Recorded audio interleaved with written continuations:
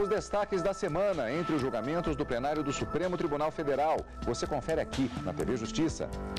É o Plenárias que está começando.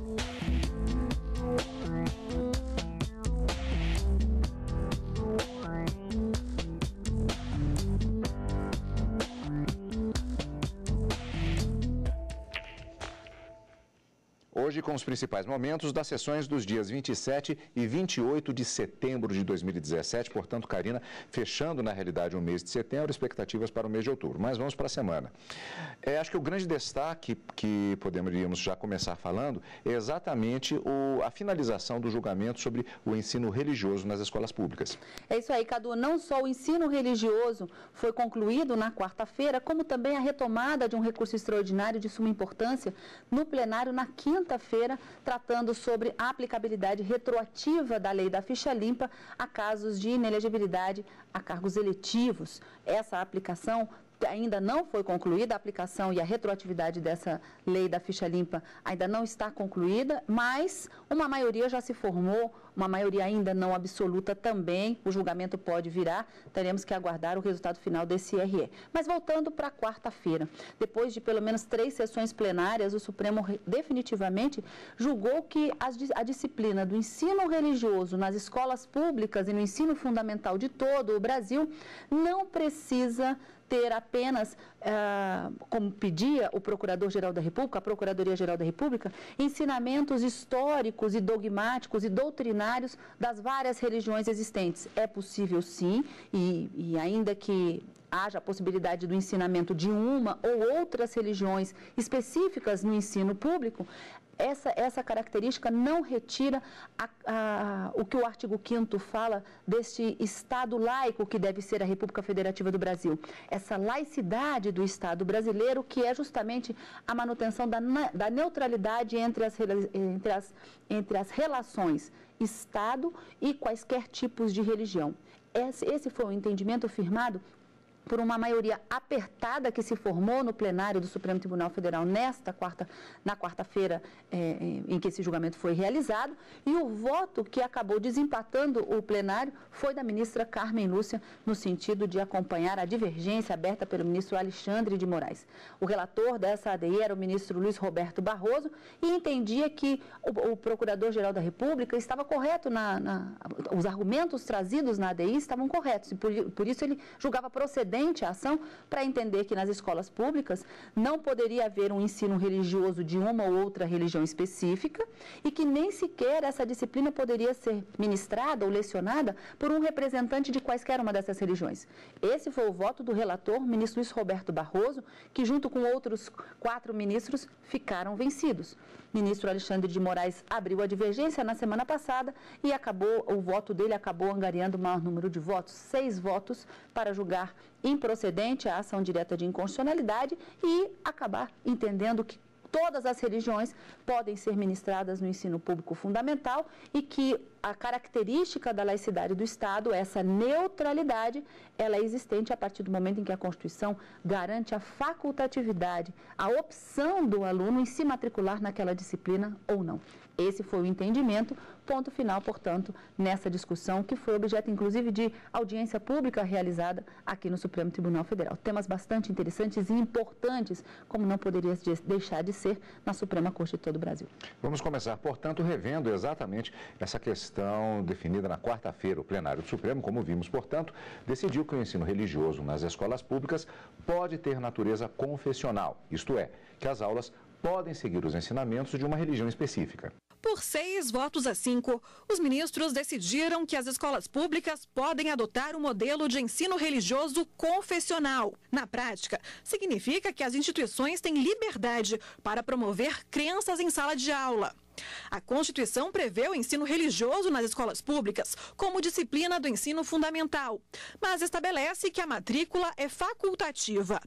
Nesta quarta-feira, os ministros Marco Aurélio e Celso de Mello defenderam o modelo não confessional, ou seja, sem vinculação a nenhuma religião, e o julgamento ficou empatado. Cumpre retirar o caráter confessional do ensino religioso em escolas públicas, afastando a possibilidade de representantes de entidades religiosas ministrarem nessa condição a disciplina. É tempo de atentar para o lugar da religião na sociedade brasileira.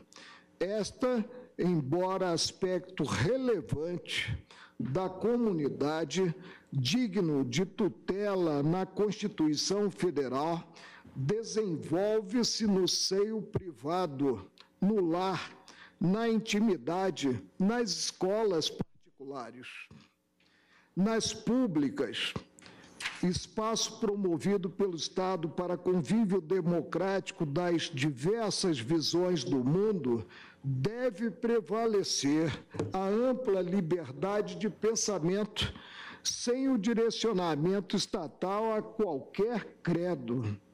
Ao fim, cabe delimitar o alcance do que decidido pelo Supremo nesta ação. A proibição do ensino religioso confessional atinge apenas as escolas públicas, no que preconizada a laicidade estatal. No âmbito privado, permanece a plena liberdade no tocante ao currículo da disciplina em jogo.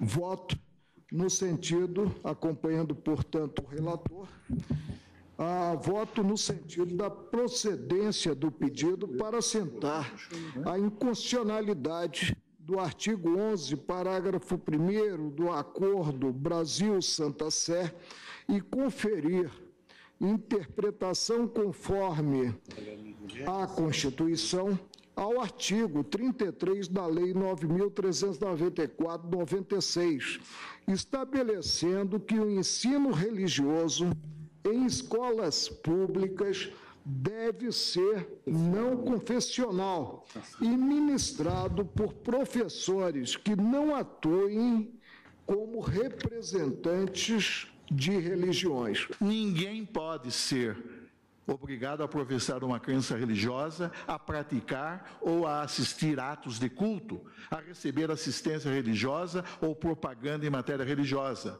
Ninguém pode ser coagido a fazer parte, a permanecer ou a sair de associação religiosa, igreja ou comunidade religiosa, sem prejuízo das respectivas normas sobre a filiação e a exclusão de membros. Ninguém pode ser perguntado, indagado por qualquer autoridade acerca das suas convicções ou prática religiosa, salvo para a recolha de dados estatísticos não individualmente identificáveis, nem ser prejudicado por se recusar a responder. Lembra-me, não é? Quando o promotor de justiça, em São Paulo, não é, recebia os autos do inquérito policial quando da folha de qualificação constava a pergunta invariável: qual a religião professada pelo indiciado? Ora, ninguém é obrigado a indicar a sua religião ou a sua preferência de ordem confessional. E admite-se que somente o faça quando se cuidar do recolhimento de dados estatísticos não individualmente identificáveis e nem ser prejudicado por se recusar a responder. E ninguém pode, no contexto do chamado conteúdo negativo da liberdade religiosa, ser obrigado a prestar juramento religioso. Tanto que a legislação processual, seja ela civil ou penal no Brasil, não estabelece juramento algum, mas apenas o compromisso de dizer a verdade, então somente a verdade. Nesse contexto, impõe-se como elemento viabilizador da liberdade religiosa, como foi destacado pelo eminente ministro Luiz Roberto Barroso, a separação institucional entre Estado e Igreja, a significar, portanto, que no Estado laico, como o é o Estado brasileiro, haverá sempre uma clara e precisa demarcação de domínios próprios, de atuação e de incidência do poder civil ou do poder secular e do poder religioso ou poder espiritual, de tal modo que a escolha ou não de uma fé religiosa revele-se questão de ordem estritamente privada, vedada no ponto qualquer interferência estatal, proibido ainda ao Estado o exercício de sua atividade com apoio em princípios teológicos ou em razões de ordem confessional ou ainda em artigos de fé, sendo irrelevante em face da exigência constitucional de laicidade do Estado, que se trate de dogmas consagrados por determinada religião considerada hegemônica no meio social, sob pena de concepções de certa denominação religiosa transformarem-se inconstitucionalmente em critério definidor das decisões estatais e da formulação e execução de políticas governamentais.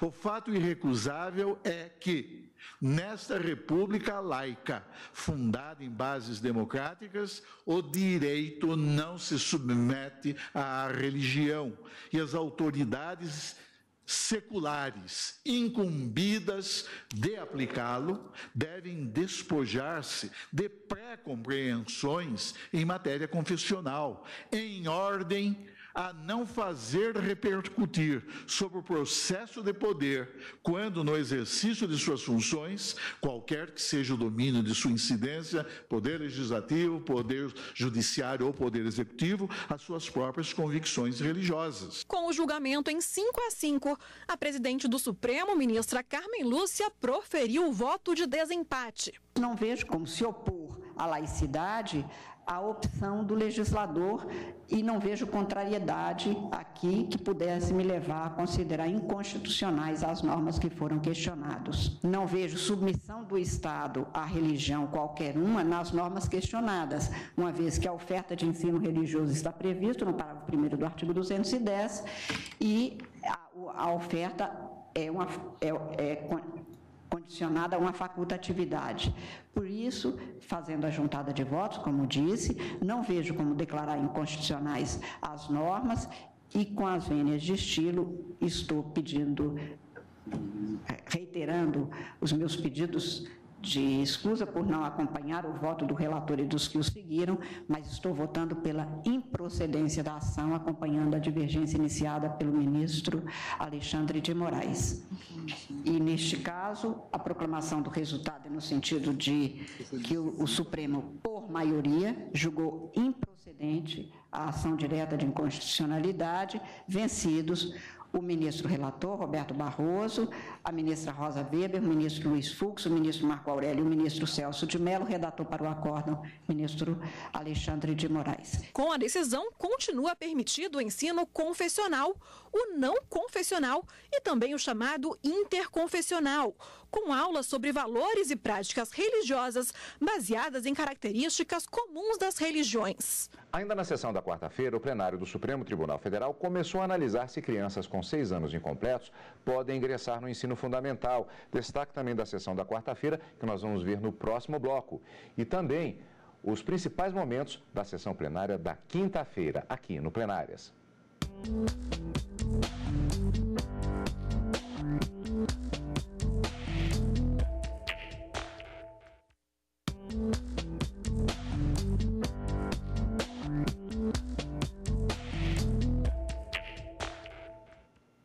Estamos de volta com plenárias, ainda com outro destaque da sessão plenária desta última quarta-feira. O plenário do STF ele começou a analisar, Karina, se crianças com 6 anos incompletos podem ingressar no ensino fundamental. Não foi tomada uma decisão ainda, mas é um processo que também está rendendo um debate bastante sério também. Uma ação declaratória de constitucionalidade, algo que a gente não vê muito comumente no plenário do Supremo, mas é um controle concentrado quando houver uma controvérsia jurídica acerca da aplicabilidade de uma determinada lei ou ato normativo federal, assim determina a Constituição. E aqui, no caso, a grande discussão é para saber se a determinação prevista na Lei de Diretrizes e Bases, que é uma lei federal sobre o ingresso dessas crianças com 6 anos no ensino fundamental, pode ser regulamentada por outras leis, fixando uma data ao longo do ano para que esses 6 anos sejam considerados como completos e como condição para o ingresso no ensino fundamental. Os ministros que já votaram até agora, porque esse julgamento acabou sendo suspenso em razão de um pedido de vista, votaram no sentido de que a Lei de Diretrizes e Bases, ela observa o que determina a Constituição, que não fixa a necessidade de 6 anos completos para o ingresso no ensino fundamental. Ela apenas diz que esses 6 anos são necessários ser aferidos no momento da matrícula, independentemente do dia do aniversário.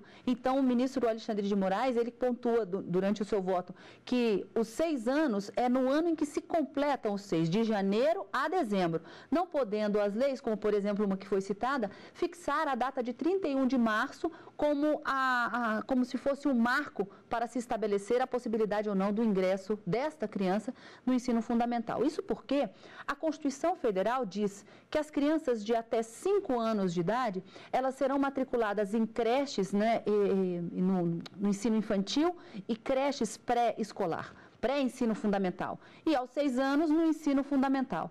E considerando essa lei que fixa a data de 31 de março, a criança que em fevereiro já tiver os 5 anos completos, ela já não pode mais se matricular nesse ensino infantil ou nessa creche pré-fundamental, e também não vai poder se matricular no ensino fundamental se porventura ela fizer aniversário em abril. E aí, até o ministro Celso de Mello, durante o julgamento, eu me lembro, ele disse, a criança vai ficar 1 ano fora da escola porque ela não tinha, na data exigida pela lei, os 6 anos completos.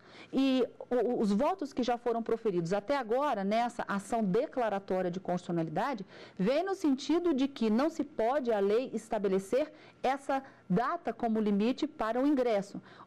O que deve ser considerado é o que diz a Constituição, que os 6 anos, ele deve ser completado naquele ano em que a criança vai cursar o ensino fundamental, de janeiro a dezembro, assim votou o ministro Alexandre de Moraes, e a ministra Carmen Lúcia também deu exemplos de que era dessa forma, inclusive, acho que na cidade dela, em Minas Gerais. Então, foi um julgamento que foi iniciado, mas ainda não concluído. Outro destaque da sessão plenária da quarta-feira. Vamos rever. Os ministros começaram a julgar uma ação em que se discute a constitucionalidade de dispositivos da Lei das Diretrizes e Bases da Educação Nacional, que determinam a idade mínima de 6 anos para o ingresso no ensino fundamental.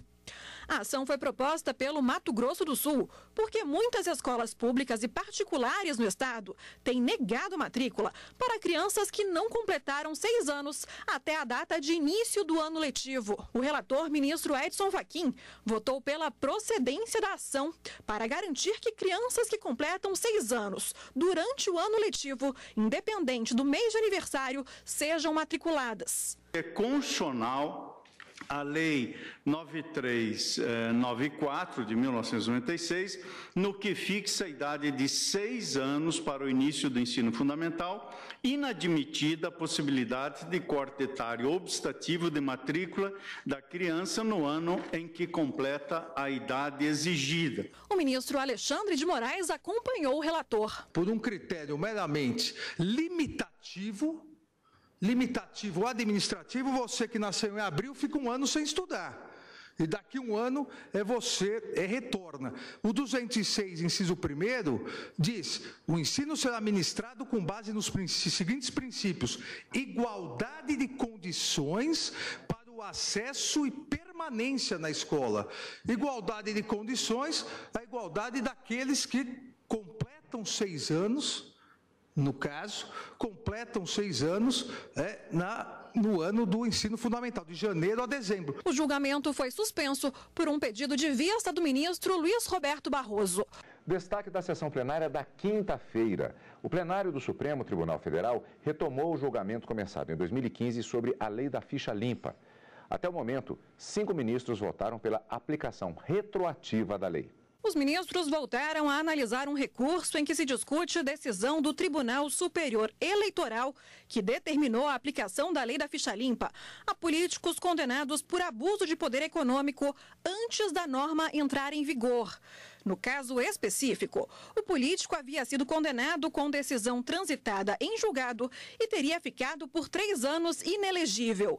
A lei da ficha limpa entrou em vigor em 2010 e aumentou para 8 anos o período de impedimento em caso de condenação. O julgamento havia começado em 2015. Na época, o relator ministro Ricardo Lewandowski e o ministro Gilmar Mendes entenderam que a lei não poderia retroagir.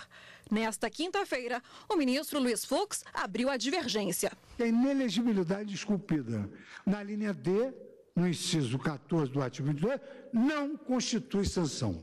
O reconhecimento do abuso do poder econômico ou político somente produzirá efeitos reflexos na esfera jurídica eleitoral do condenado, se somente houver a formalização do registro em situação exatamente idêntica às demais cláusulas de inelegibilidade constantes da lei da ficha limpa. Em seguida, o relator reforçou sua posição em sentido contrário.